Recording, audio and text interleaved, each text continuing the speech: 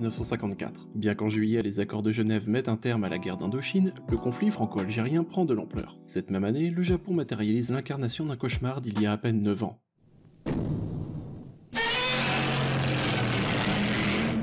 De l'horreur atomique naît Godzilla.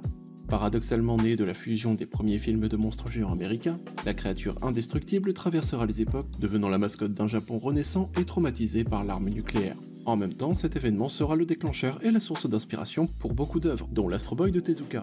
1954 marque le passage de son plus grand rival, un autre monstre géant du manga. Cette année, Eiichi Fukui finit les aventures de son personnage judoka, et Gagori-kun pour ressusciter un autre art martial, le kendo, avec Akado Suzunosuke.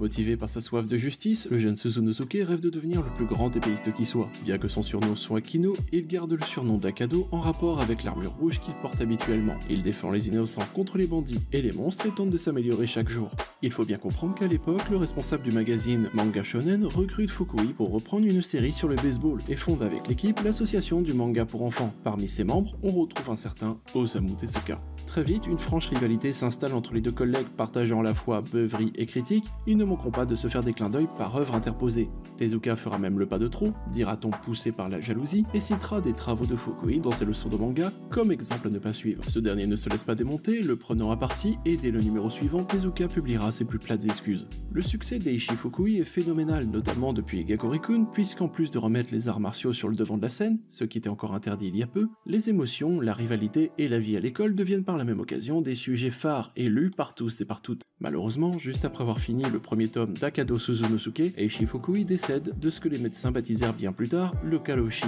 la mort par surcharge de travail. Et pourtant, son empreinte et ses histoires marquent toujours la culture et les nouvelles générations. De jeunes inconnus firent même leur début en adaptant Akado Suzunosuke en série.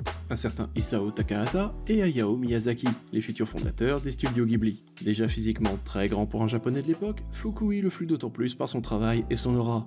Il n'aura pas manqué de marquer 1954 d'une empreinte de géant.